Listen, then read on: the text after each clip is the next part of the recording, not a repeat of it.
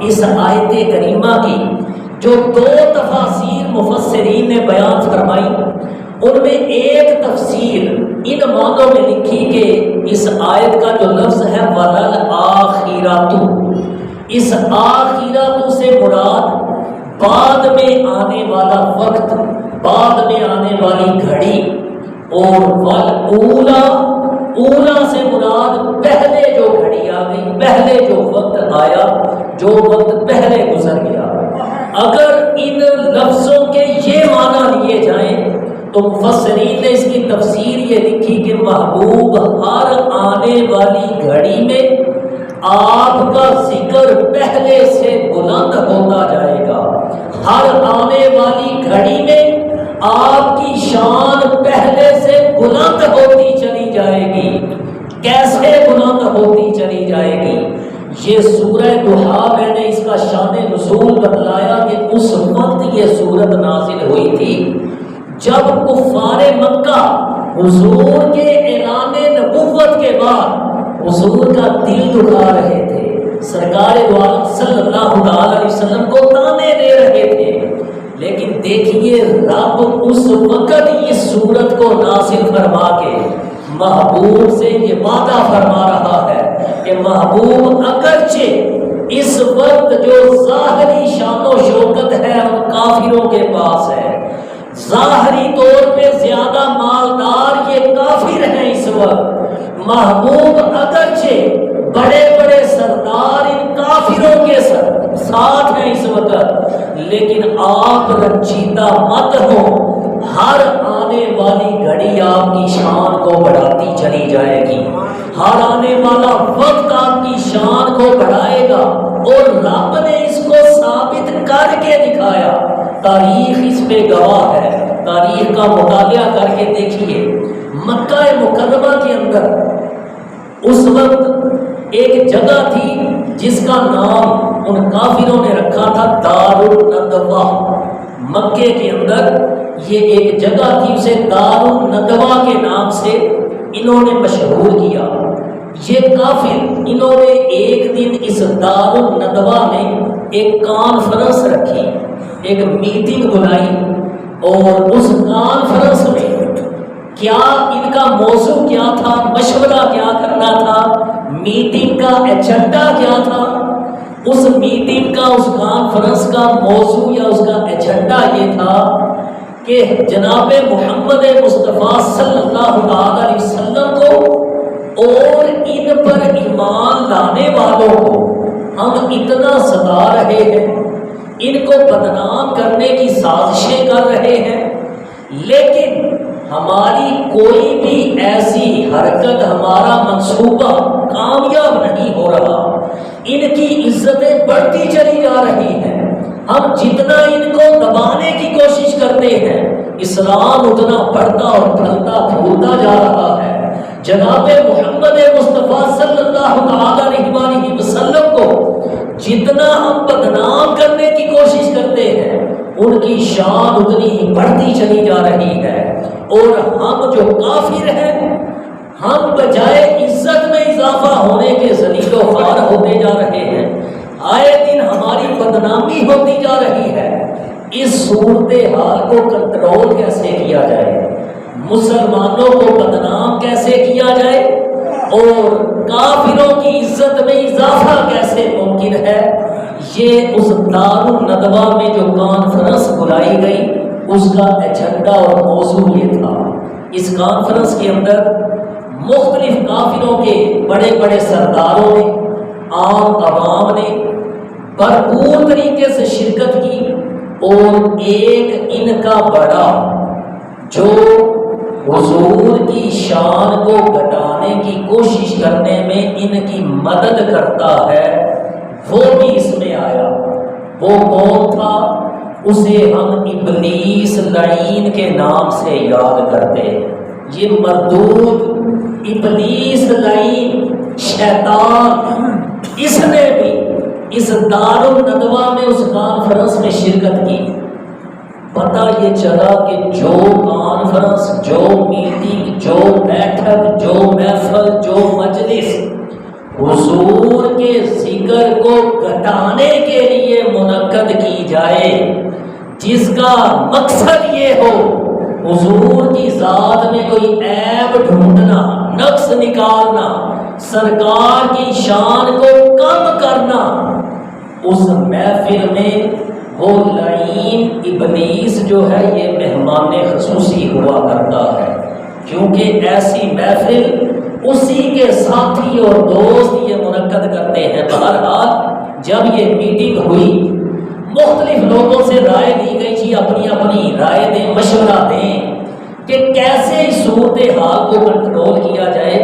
جناب حضرت محمد مصطفیٰ صلی اللہ علیہ وسلم کے مشن کو ناکام کیسے بنایا جائے، مسلمانوں کو کیسے دبایا جائے، کافروں کو کیسے دوبارہ سے ان کی عزت بحال کی جائے۔ ہر کسی نے اپنے اپنے ذہن اور دماغ کے مطابق مشورے دیے۔ آخر میں ابو جہل اس نے مشورہ دیا کہ میرا مشورہ یہ ہے، اگر کسی ایک قبیلے والے یہ حضور کے خلاف لڑیں گے یا خلاف ان کے کھڑے ہوں گے تو جو قریش قبیلہ ہے یہ بہت بڑا ہے، بنو ہاشم والے، حضور کے خاندان والے، آپ کے قبیلے والے،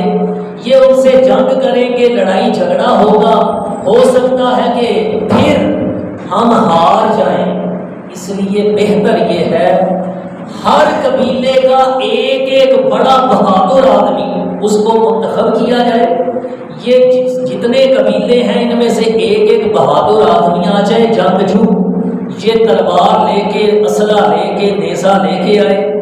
یہ سارے مل کے حضور پر حملہ کریں اور معاذ اللہ سرکار دو عالم صلی اللہ علیہ وسلم کو شہید کر دیں سارے مل کر۔ اس سے یہ ہوگا کہ جو قریش والے ہیں، حضور کے خاندان والے ہیں، بنو ہاشم والے، یہ جب دیکھیں گے کہ سارے قبیلوں والوں نے مل کر حضور کو شہید کیا ہے تو یہ کسی سے بھی بدلہ لینے کی ہمت نہیں کر سکیں گے، کیونکہ ان کو یہ معلوم ہوگا ہم کس کس کے ساتھ لڑ سکتے ہیں، تو پھر ان کو خون بہا دے کے، یعنی اس خون کا بدلہ مالی طور پہ ادا کر کے تو یوں معاملہ رفع دفع کر دیا جائے گا، حضور شہید ہو جائیں گے، اسلام کا نام ہی مٹ جائے گا، اور یوں ہم دوبارہ سے کافر پھر سے مکے میں اور عرب میں چھا جائیں گے، ہماری عزت میں اضافہ ہو جائے گا۔ جب ابو جہل نے یہ مشورہ دیا، سب نے اس کے مشورے کو بڑا پسند کیا کہ یہ مشورہ بہت اچھا ہے، اسی پہ عمل کیا جائے۔ ادھر یہ حضور کی شان کو گھٹانے کے لیے دار الندوہ میں بیٹھ کر یہ مشورے کر رہے تھے جاہل لوگ، نادان اور بے وقوف لوگ، ادھر رب تعالیٰ بھی ایک تدبیر فرما رہا تھا محبوب کی شان کو بڑھانے کے لیے۔ اس رب کی تدبیر کے آگے ان بے وقوفوں کے مشورے بھلا کیسے چل سکتے تھے؟ رب تعالیٰ نے کیا تدبیر فرمائی؟ جبریل امین علیہ السلام کو بھیجا، جا کے میرے محبوب کو پیغام دیجئے، محبوب آج رات تیاری کر لیجئے، آج رات کو مکے سے مدینے کی طرف ہجرت کے لیے آپ نے نکلنا ہے۔ سرکار دو عالم صلی اللہ تعالی علیہ وسلم نے جناب مولا علی کرم اللہ تعالی وجہہ الکریم کو بلایا۔ اب میرے آقا صلی اللہ تعالی علیہ وسلم کا اخلاق بھی دیکھتے چلے جائیے۔ ادھر مکے کے جتنے قبیلے تھے، ان سارے قبیلوں میں سے کافروں نے ایک ایک بہادر کو، جنگجو کو بلا لیا، تلواریں لے کے حضور کے مکان علی شان کا محاصرہ کر لیا، گھیر لیا، اور اس انتظار میں کہ کب موقع ملے ہم حملہ کر کے حضور کو شہید کریں، باہر دشمنوں نے گھیرا ڈالا ہوا ہے۔ اور میرے آقا صلی اللہ تعالی علیہ وسلم کے اخلاق پہ قربان، حضور کے کردار پہ قربان، آپ نے مولا علی رضی اللہ تعالیٰ عنہ کو بلایا، انہیں ارشاد فرمایا کہ علی تم جانتے ہو کہ میرے پاس ان مکے والوں کی یہ امانتیں موجود ہیں، جو مجھے شہید کرنے آئے ہیں،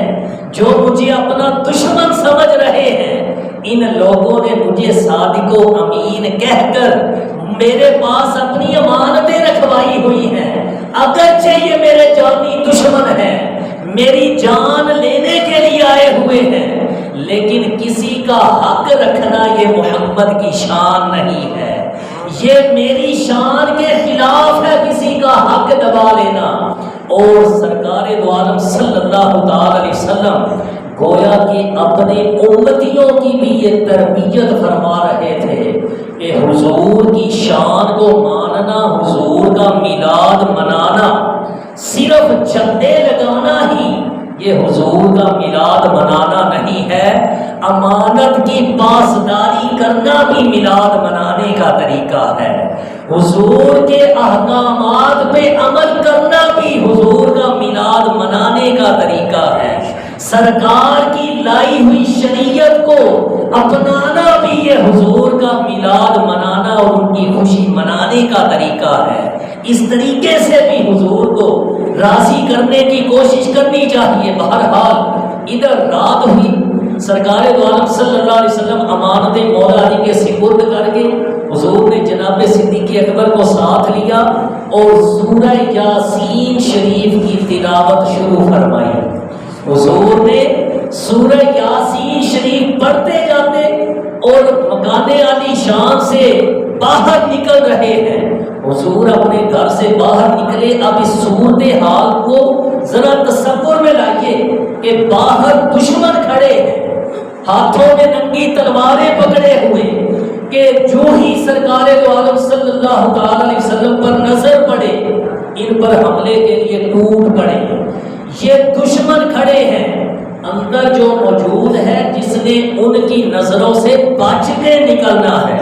اس کی کوشش یہ ہوتی ہے کہ میں خاموشی کے ساتھ کوئی چور رستہ نکال کر وہاں سے نکل جاؤں تاکہ کہیں پکڑا نہ جاؤں، یہ لوگ مجھے دیکھ نہ لیں۔ لیکن ادھر صورتحال ہی الٹ ہے، باہر دشمن جو ہے وہ چاروں طرف کھڑے ہیں، تلواریں لہرا رہے ہیں۔ حضور خاموشی کے ساتھ نہیں، سورہ یاسین شریف کی تلاوت فرما رہے ہیں۔ پھر جو نکلنے والا ہے اس کی کوشش ہوتی ہے کسی کیا مجھ پر دھیان نہ پڑ جائے، کوئی مجھے دیکھ نہ لے، نظر نہ پڑ جائے دشمنوں کی، میں ان سے چوری چوری چلا جاؤں۔ لیکن میرے آقا صلی اللہ علیہ وسلم کی شان یہ تھی، حضور نے اللہ کے حکم سے کچھ مٹی یہ اپنے ہاتھ میں لی، سورہ یاسین شریف کی تلاوت فرماتے ہوئے